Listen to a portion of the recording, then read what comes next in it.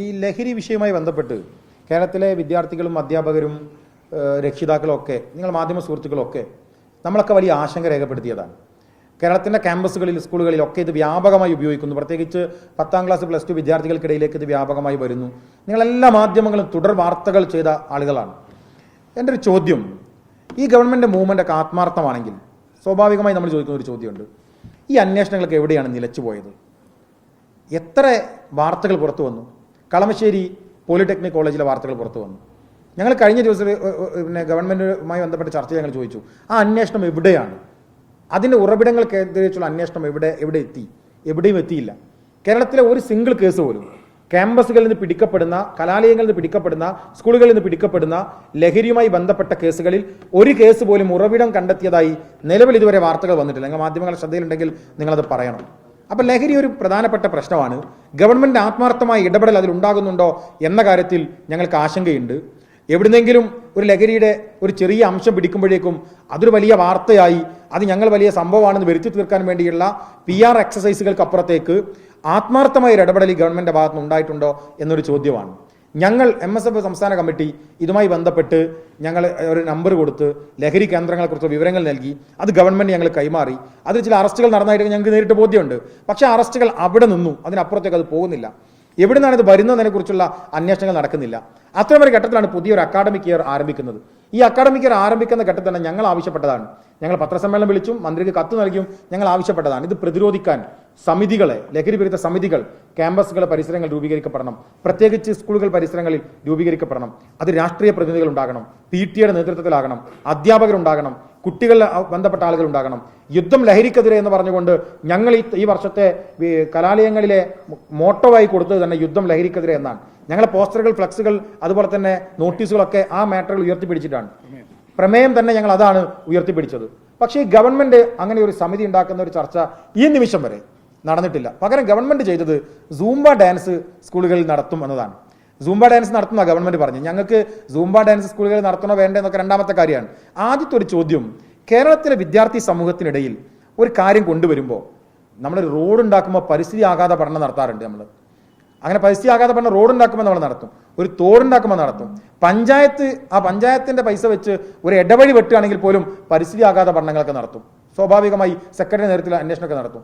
ഞങ്ങൾ ചോദിക്കുന്ന ഒരു ചോദ്യം, ഇങ്ങനെ ഒരു മാറ്റം കേരളത്തിലെ മുഴുവൻ അധ്യാപകർക്കും അതിൻ്റെ പ്രാക്ടീസ് നടത്തി ക്യാമ്പസുകളിൽ, സ്കൂളുകളിലേക്ക് കൊണ്ടുവരുമ്പോൾ എന്ത് പഠനത്തിൻ്റെ അടിസ്ഥാനത്തിലാണ് ഇങ്ങനെ ഒരു പ്രോജക്റ്റിനെ കൊണ്ടുവന്നത്? സൂംബ ഡാൻസ് എന്ന് പറയുന്ന ഒരു കാര്യത്തെ ഈ പ്രോജക്റ്റ് കൊണ്ടുവരുമ്പോൾ എന്ത് പഠനത്തിൻ്റെ അടിസ്ഥാനത്തിലാണ് നടപ്പിലാക്കിയത്? ഏറ്റവും പ്രധാനപ്പെട്ട ഒരു ചോദ്യമാണ്.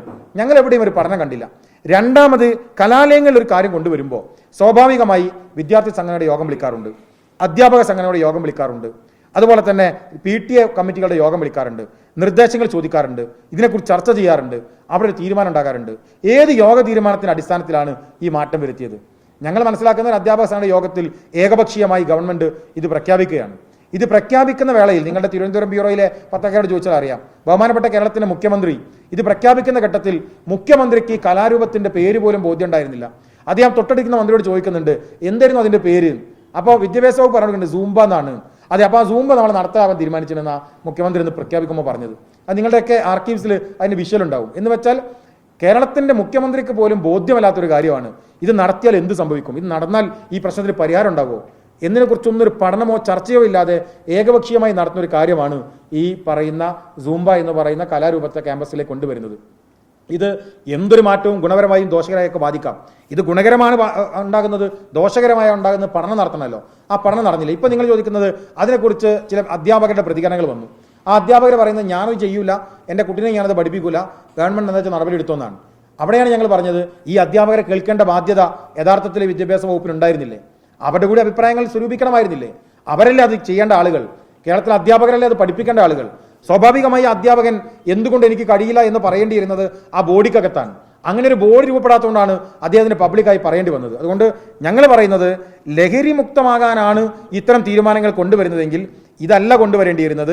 ഇതിനേക്കാൾ മികച്ച പ്രതിരോധ രീതികൾ ക്യാമ്പസിലുണ്ടായിരുന്നു. ഏതെങ്കിലും വിവാദങ്ങൾ ഉണ്ടാക്കി ഏതെങ്കിലും ചർച്ചകൾ ഉണ്ടാക്കാനാണ് ആഗ്രഹമെങ്കിൽ ഇത്തരം കാര്യങ്ങളുമായി മുന്നോട്ട് പോകാം. ഇനിയിപ്പോൾ ഇതിന് ഒരൊറ്റ കാരണമാണ്, ഇത് കൊണ്ടുവരാൻ ഒറ്റ റീസണാണ് ഗവൺമെൻറ് പ്രതിനിധികൾ പറയുന്നത്. അത് മാനസികമായ ഉല്ലാസം അല്ലെങ്കിൽ എനർജറ്റിക്കായി കുട്ടികളെ നിർത്താൻ ആണിത് കൊണ്ടുവരുന്നതെന്നാണ്.